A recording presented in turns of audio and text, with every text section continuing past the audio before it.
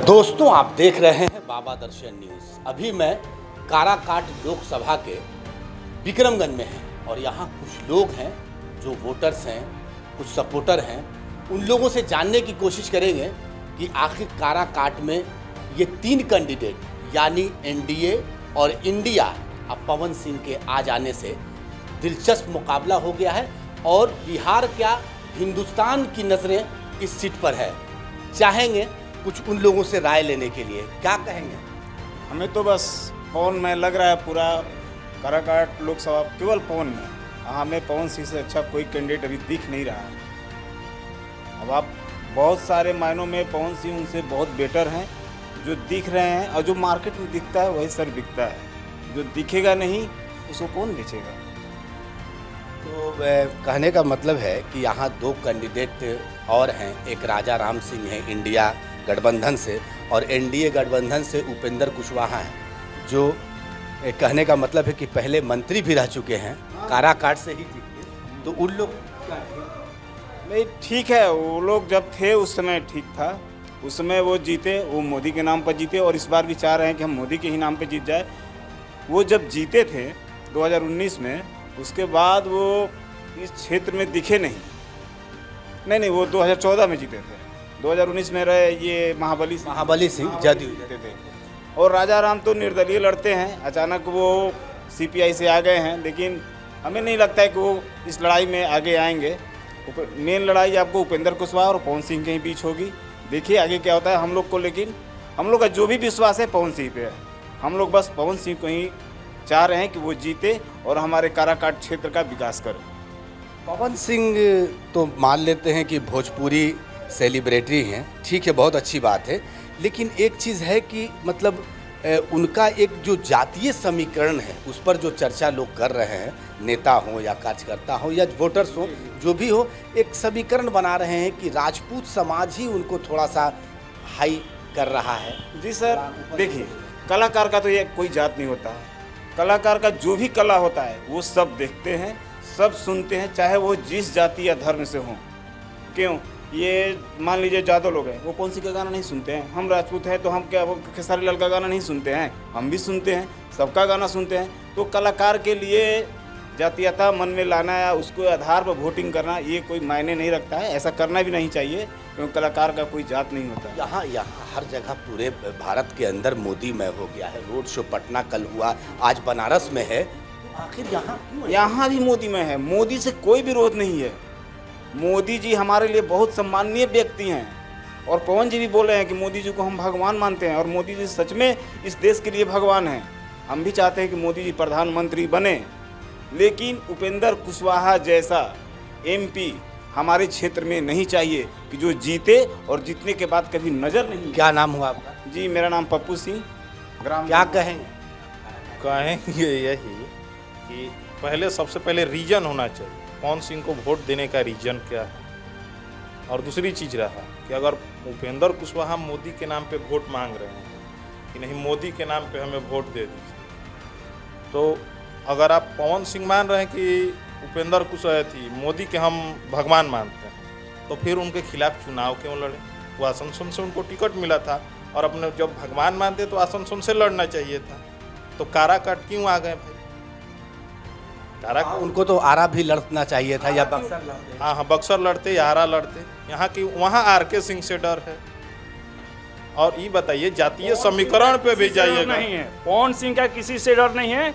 वो देखिए कि पूरे बिहार में सबसे जो काराकाट संसदीय क्षेत्र है सबसे गिरा हुआ है। ये अपना गोद में लिए हैं और काराकाट संसदीय क्षेत्र जनता को हेल्प करने के लिए और राम नाम रोशन करने के लिए काराकाट से चुनाव लड़ रहे हैं। एक पवन ऐसा ही संसद बनने वाले हैं कि उनके पूरे इंडिया में ही नाम होगा। इस व्यक्ति जैसा नहीं कि जिनका नाम उपेंद्र कुशवाहा नहीं है, एक उपेंद्र कुशवाहा है। कहने का मतलब है कि लड़ाई मतलब किससे आगे बढ़े? लड़ाई वो तो 4 तारीख को पता चल जाएगा उपेंद्र जी का क्या हाल होगा। पहले इंस्टाग्राम, फेसबुक, व्हाट्सएप से पवन सिंह जीत रहे हैं, क्षेत्र से नहीं जीत रहे हैं। बस हल्ला है। फेसबुक जब चला, सोशल मीडिया का युग है, जो व्हाट्सएप फेसबुक पे चला रहा है तो वो ऐसे ही करेगा। जब करेगा तो ऐसे ही जीत जाएंगे। उनका कहीं सभा देखिएगा सभा देखिएगा, उसमें सभ्य आदमी नहीं दिखेंगे। आधा लोग ऐसे हैं जिनका वोटर आईडी में नामे नहीं। सब किसको माना जाता है? हाला कर रहा सब है, किसको माना जाता है? सब किसको माना जाता है बताइए? एक भी बुजुर्ग आदमी नहीं है बुजुर्ग उनके साथ। जिसको बोल रहे हैं कि सभ्य आदमी नहीं है, बुजुर्ग अपना बेटा को नहीं लेकर जाएंगे वोट दिलवाने के लिए, लेकिन वही लड़का है कि अपना माता को लेकर जाकर वोट दिलवाएगा, जो बुढ़ा है उसको लेकर जब वोट दिलवाएगा, आपके पास जाकर वोट जोड़ेगा। जब वो सभे में नहीं लेके आ रहा है तो कैसे वो वोट दिलवा देगा? वोट देंगे, अपने घर लौट जाएंगे। वो देखिए वही पवन व्यक्ति सिंह है, के साथ, वही पवन सिंह व्यक्ति सेलिब्रिटी जिसको है, वोट दिलवाने का काम उनके करेगा साथ उसको। सब लोग सेल्फी ले रहा है, इससे ज्यादा कुछ नहीं। बहुत जगह तो ऐसे हुआ कि कुर्ता फरा हुआ लोग गया पवन सिंह के साथ फोटो खिंचवाने के लिए कि हम खिंचवा ले तो हम खिंचवा ले। उनके बहुत कार्यकर्ता इससे हैं कि आपस में लड़ जाते हैं कि मेरे द्वार पे चलिए, उनके द्वार पे मत चलिए। ये पवन सिंह के कार्यकर्ता हैं, इन्हीं से पूछ लीजिए कि उनके घर 3 घंटा रुकिए, मेरे घर मत रुकिए। जो उपदर जी का जो सहयोगी हैं वही लोग कुर्ता फड़ल करते हैं, वहाँ सभा बिगाड़ने का काम करते हैं। जो पवन सिंह का जितना लोग हैं, पवन सिंह यहाँ पर काराकाट ले भगवान राम बन के हैं, और काराकाट की जनता उनके लिए हनुमान बन के काम कर रहा है, और करके दिखाएगा। 6 तारीख को रिजल्ट दिखाएगा कि कैसा क्या हो रहा है। 1 तारीख को वोटिंग होगी और 4 को जो जी 4 को एकदम फाइनल हो जाएगा। तो यहाँ तो ज़्यादा इंतज़ार भी नहीं करना। जी नहीं, इंतजार नहीं करना है। क्या कहेंगे? बस भैया पवन सिंह, उसके सिवा कोई नहीं है काराकाट लोकसभा क्षेत्र में, केवल पवन सिंह। माहौल बन रहा, बन नहीं रहा है, बन गया है, बनते जा रहा है, सब कोई पीछे छूट जाएंगे, केवल पवन सिंह, कोई नहीं। हम लोग को मोदी से ऐतराज़ नहीं है, लेकिन काराकाट में पवन सिंह चाहिए। ऐसा तो नहीं कि क्या नाम है कुशवाहा हटाओ, कुशवाहा बहुत क्षेत्र है, हमेशा काराकाट 10 साल से यहाँ जो है समीकरण में जो है काराकाट, पहले विक्रमगंज लोकसभा था लेकिन अब काराकाट हो गया है, तो 10 साल से एक ही जात का है। तो कुशवाहा वोट नहीं देंगे पवन सिंह को?